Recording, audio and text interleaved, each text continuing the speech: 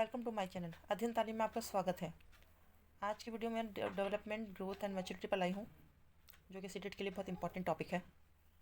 तो video last तक ज़रूर देखें। चलिए वीडियो स्टार्ट करते हैं। सबसे पहले हम बात करते हैं डेवलपमेंट मीन्स। डेवलपमेंट का मतलब क्या है? Development refers to function and behavioural change.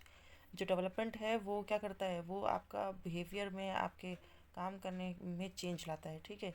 और ग्रोथ क्या होता है? Growth refers to physical and biological change. और ग्रोथ जो है वो आपके फिजिकल यानी कि जो आपकी बॉडी में चेंज आते हैं उसको, ये आपको बायोलॉजिकल जो चेंज आते हैं उसको कहते हैं। इसको हम पिक्चर के थ्रू समझेंगे। ग्रोथ में क्या होता है? फिजिकल चेंज, जैसे मैंने बोला कि आपका हाइट में, वेट में, अपीयरेंस वगैरह में चेंज आएगा। जबकि डेवलपमेंट की अगर हम बात करते हैं तो वो फंक्शनल चेंज होता है, यानी कि आपके दिमाग में अगर कोई काम आप करते हैं तो वो आपके दिमाग के अकॉर्डिंग होता है। यानी कि अगर दो आदमी को एक काम दिया जाए तो वो अलग अलग तरीके से कर सकते हैं, ठीक है। इसमें आपके साइकोमोटर की बात भी आती है या मोटर डेवलपमेंट की बात आती है।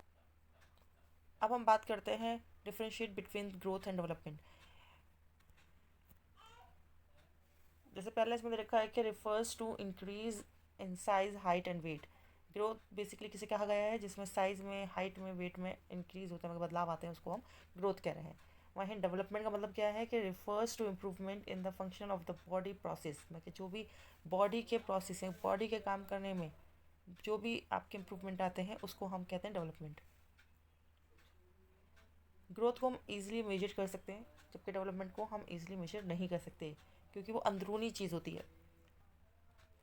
It is limited start with birth to reach the maximum at maturity. ये लिमिटेड होती है, ठीक है। ये आपका स्टार्ट होता है जब आप बर्थ कर लेते हैं, मतलब पैदा हो जाता है बच्चा, जब से स्टार्ट होता है और उसके मेच्योरिटी मतलब मैच्योर होने तक ये रहती है। जबकि डेवलपमेंट जो है वो आपके वोम टू टूम, जो आपने सुना होगा कि वोम टू टोम, ठीक है, यहाँ तक रहता है। यानी कि आपके पैदा होने से पहले से लेकर के कब्र तक आपके साथ रहती है, क्योंकि कंटिन्यूटी रहती है, निरंतरता रहती है। Limited to specific area. ये भी क्या तो इसका जो एरिया होता है वो लिमिटेड होता है, जबकि डेवलपमेंट का कोई एरिया लिमिटेड नहीं होता। ये डायमेंशनल होता है, डायमेंशनल होता है। ये आपका डायमेंशनल होता है, ठीक है। ग्रोथ सिर्फ क्वांटिटेटिव चेंज लाता है, जबकि जो डेवलपमेंट है आपका क्वालिटेटिव और क्वांटिटेटिव चेंज दोनों लाता है। डेवलपमेंट है वो ये है और जो ग्रोथ है वो ये है। बेसिकली जो डेवलपमेंट है वो ग्रोथ का ही हिस्सा है। सॉरी, जो ग्रोथ है वो डेवलपमेंट का ही हिस्सा है, ठीक है। तो अगर डेवलपमेंट ये है तो ग्रोथ इतना सा होता है, ये होता है, ठीक है। जो सिर्फ लिमिटेड होता है, क्योंकि जो भी उसमें चीज़ें होती हैं वो सिर्फ इतनी ही होती हैं।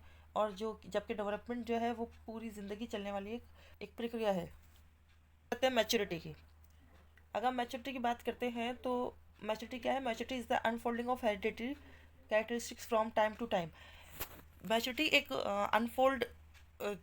अनफोल्ड चीज़ है, या आप बोल सकते हैं कि अनफोल्ड जो है ना आपका वांछनिक कैरेक्टर है, जो समय समय पर खुलता है।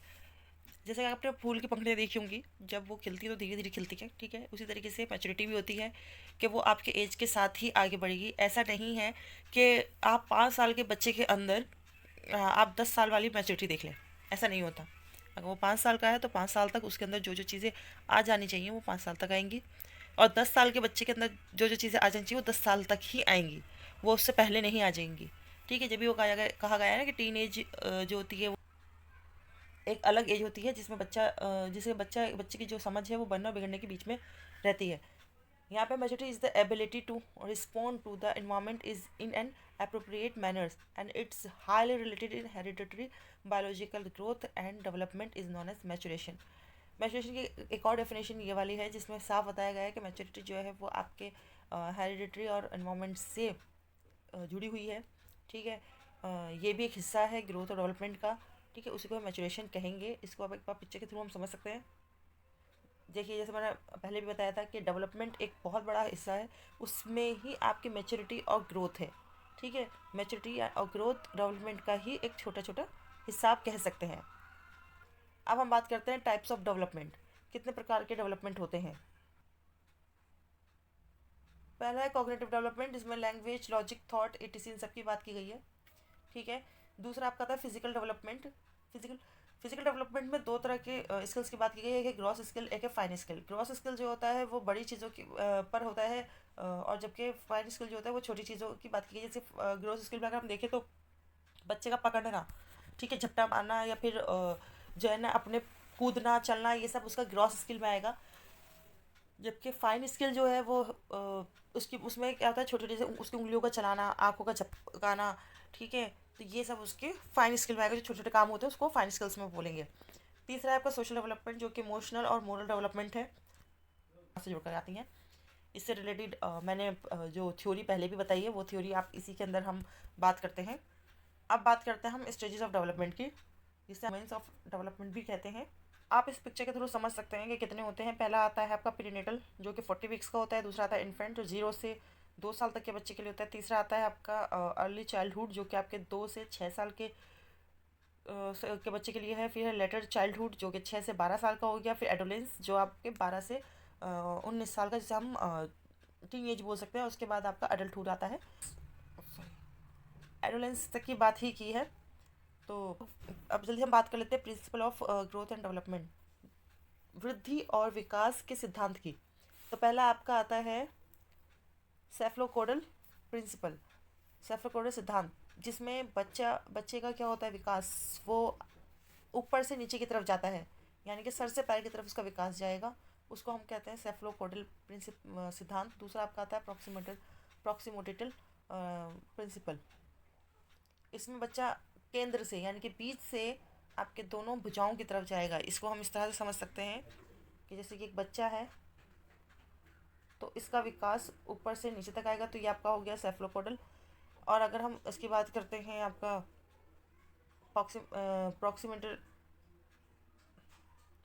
अगर हम बात करते हैं प्रॉक्सिमेटल की, तो उसमें केंद्र से, जैसे ये बच्चा है आपका, तो ये केंद्र से दोनों भुजाओं की तरफ आपका विकास होगा ऐसे, ठीक है, बीच से दोनों तरफ। यानी कि अगर जैसे बच्चा काम करेगा तो वो पहले हाथों को ऐसे झपटेगा, ठीक है, वो जब भी कोई चीज़ लेगा तो वो हाथों को चलाएगा, ठीक है, पैरों को चलाएगा, अपने केंद्र के हिस्से को इतना मूव नहीं करेगा।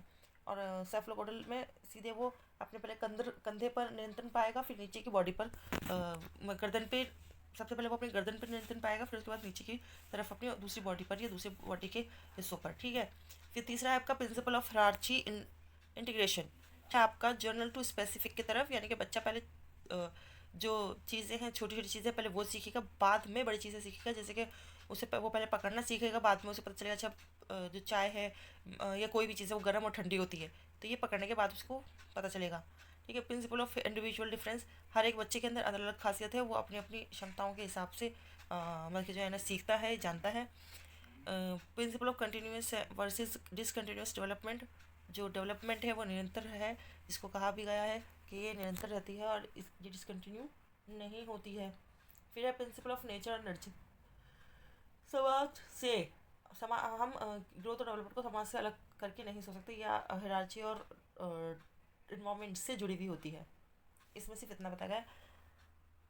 अभी तक मैंने जितना भी समझा है इसमें अगर आपको कुछ समझ में ना आया हो तो आप मुझे कमेंट कर सकते हैं।